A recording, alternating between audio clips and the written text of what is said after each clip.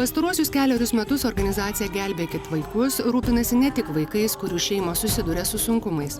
Darželiuose ir mokyklose visoje Lietuvoje specialiai apmokyti 400 pedagogų vykdo programas, padedančias beveik 4000 vaikų ugdyti pasitikėjimą savimi, suprasti ir parodyti savo jausmus, taip pat stiprinančių norą domėtis ir mokytis naujų dalykų.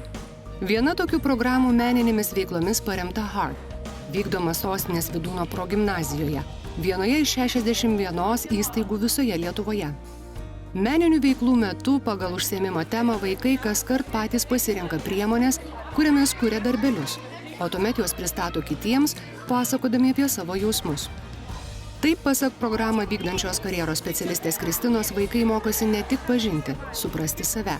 Jie stiprina savivertę, nuo kurios priklauso ne tik sėkmė moksluose, santykiuose, bet ir pasiekimai pradėjus savarankišką gyvenimą.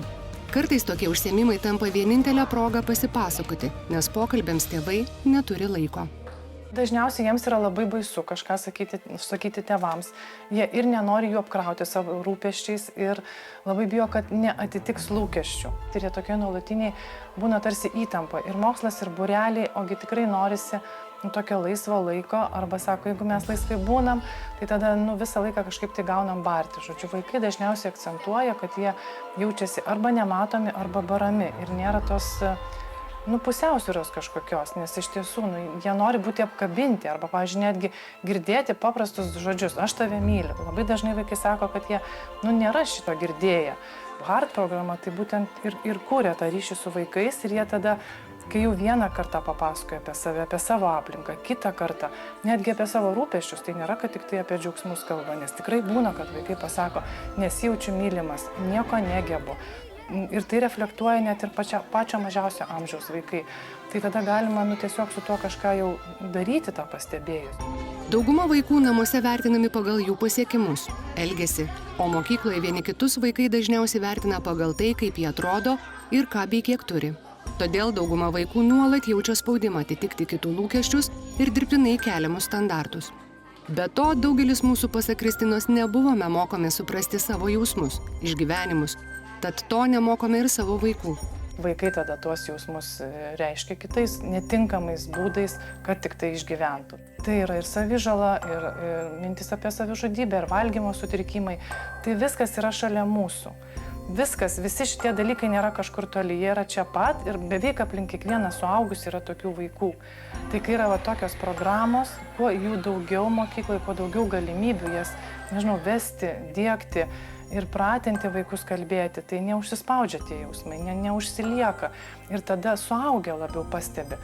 Jeigu, sakykime, mokytojai atkreipia dėmesį ir tėvai atkreips, kitas iki gal tėvai atkreips ir mokytojams praneš, nes mes visi tais visais savo vaikais bendrai turim rūpintis. Nėra čia mokyklos vaikai ar čia kiemo vaikai. O dabar keliaukime į Sostinės vaikų lopšelį darželis Spygliukas. Tai viena iš 43 įstaigų visoje Lietuvoje pastaruosius metus dalyvaujančių programoje Team Up. Kol laukia mažųjų, fizinio ugdymo mokytoja Lina ir socialinė pedagogė Egidija ruošia reikmenis būsimoms užduotėms.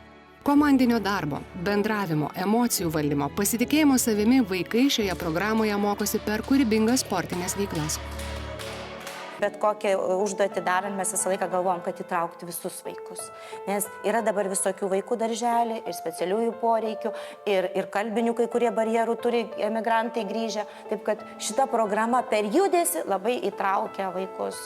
Lankydamasi darželio grupėse socialinė pedagogė Egidija pasakoja visada pastebinti vaikus, kuriems sunkiau susirasti draugų, arba tuos, kurie ankstyvame amžiuje patiria patyčias.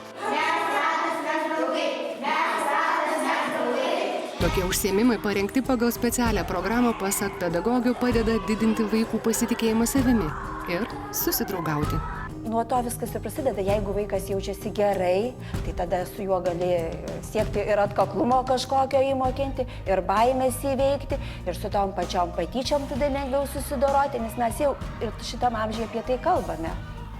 Ir jausmus turi visi, ir mažas vaikas jis turi jausmus. Tik mes mokinamės, kaip juos tinkamai išreikšti tiesiog. Kad jeigu draugui kas nepasisekė, kad jį reikia paguosti, kad jam reikia padėti, o ne sakyti, tau nevykėlis kažkoks. Tai mes tuo judriu užsiėmimu ir bandom tai pasiekti. Ir iš tikrųjų svarbu tai, kad mes veikiame kartu su jais, kad mes tampame jų draugais. Mes šitoje situacijoje ne tik kaip mokytojos, mes jų draugai. Draugės.